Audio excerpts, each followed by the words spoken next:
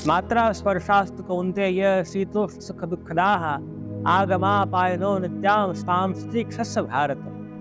अर्थात है अर्जुन, मात्रा स्पर्शा, ये जो भी तेरी इंद्रिया के सुख हैं वे सभी आगमापायनः हैं, अर्थात वे सभी टेम्पररी हैं। और इसलिए अर्जुन तू उन सभी को सहन कर, ताम स्थितिक्षस्य भारत, तो इन सभी को सहन कर और उन सभी से ऊपर उठ और मेरी प्राप्ति।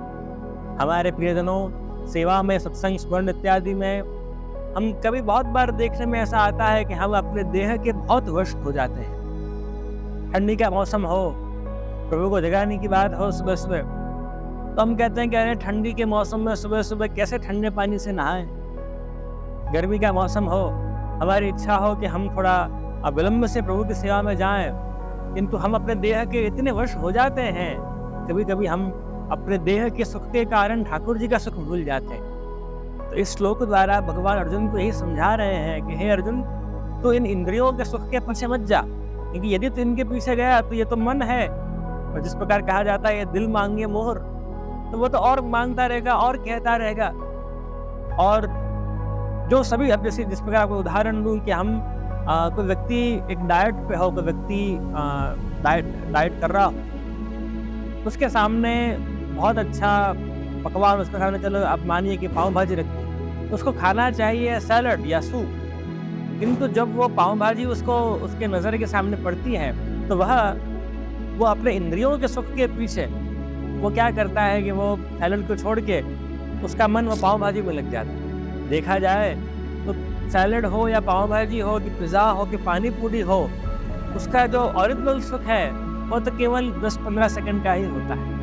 तो जितना क्षण वो जीभ पे रहता है उतना ही क्षण उसका असली सुख रहता है। एक बार अंदर गया, जीभ के नीचे पेट में गया, फिर तो क्या पाव भाजी और क्या पिज़्ज़ा और क्या सैलड।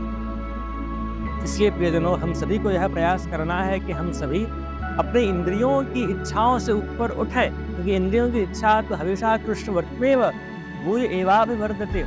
इस प्रकार अग्नि में हम घी डालें, हमें ऐसा लगता है कि अग्नि में घी डालने से अग्नि बुझ जाएगी, किंतु जितना घी डालोगे उतनी वह अग्नि बढ़ती जाएगी। बहुत से लोग हमने रह गए कहते हैं कि जिसे 1 करोड़ रुपया कमाई लूँ मुझे तो बस आपकी सेवा में आई जरूर। आज वो हालत है कि 10-10 करोड़ के मालिक हो गए हैं वो, किंतु जो इच्छा है वह बढ़ती ही जाती है। उनको लगता है कि बस 1 करोड़ हमारा गोल है, बस इसको पा लिया तो हम सुखी हो गए। अमुक लोगों को लगता है कि बस एक फ्लैट हमने मरीन ड्राइव पे ले लिया तो हम सुखी हो गए, किंतु जब वो ले लेते हैं उसके बाद पता चलता है कि जितना विचारा था उतना सुख उसमें नहीं।